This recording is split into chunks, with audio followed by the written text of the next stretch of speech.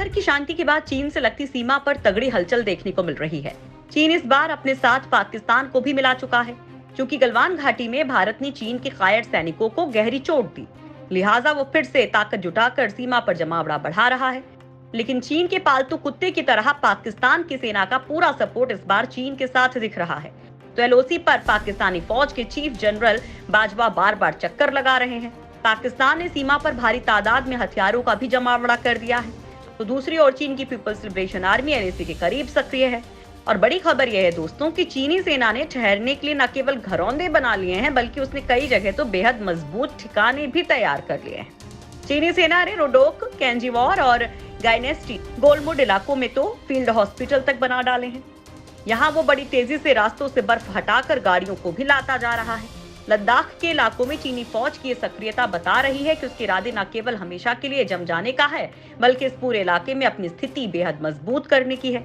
चीन ने बड़ी ही चालाकी से जिन इलाकों में भारत बेहद मजबूत था, वहां तो पीछे हटने पर सहमति जता दी, लेकिन जहां वो पहले से ही बहुत आगे तक आ चुके थे, वहां अब हमेशा के लिए खूंटा गाड़ दिया है। खुफिया विभाग की रिपोर्ट के अनुसार चीनी सैनिक जो पैंगोंग झील इलाके में थे, उन्हें यहाँ भेज दिया गया है। चीन की चौथी और छठी डिवीजन को पैंगोंग झील और रुतोंग काउंटी इलाके में फरवरी माह में हटा लिया गया था, जिसके बाद पिछले 3 हफ्ते में इन्हें शिनजांग इलाके में मरम्मत कार्य के लिए तैनात किया गया है। इन्हें डिवीजन 8 और 11 की जगह तैनात किया गया है।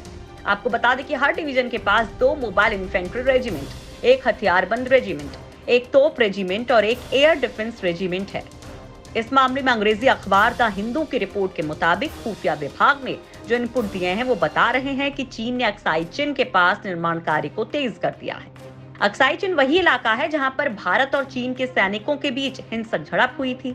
इतना ही नहीं, पीएलए ने अरुणाचल के पास और तिब्बत में युद्धाभ्यास किया। जून माह के पहले हफ्ते में ही पीएलए ने तिब्बत के शिगास्ते में हथियारों की एक छोटी ट्रेनिंग की थी। पीएलए के सैनिकों ने anti tank rocket launcher, grenade launcher, anti aircraft machine gun और अन्य हथियारों के साथ ट्रेनिंग की। मई माह की शुरुआत में चीन के स्टेट मीडिया ग्लोबल टाइम्स ने बताया था कि पीएलए शिनजियांग सैन्य क्षेत्र में है और यहाँ पर लंबी दूरी तक मार करने वाले भारी भरकम रॉकेट को 5200 मीटर की ऊंचाई पर तैनात किया गया है। अरुणाचल प्रदेश के तवांग इलाके के करीब भी पीएलए ने 5130 मीटर की ऊंचाई पर अभ्यास किया था।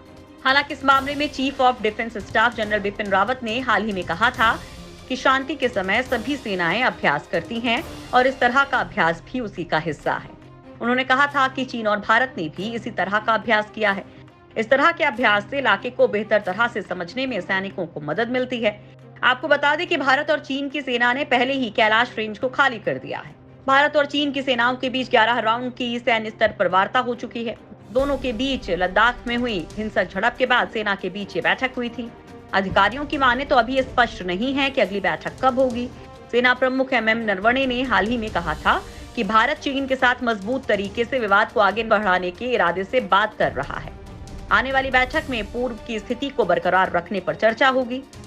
यही नहीं, विदेश मंत्रालय की ओर से हाल में बयान दिया गया था कि एलएसी पर डिसएंगेजमेंट की प्रक्रिया अभी खत्म नहीं हुई है।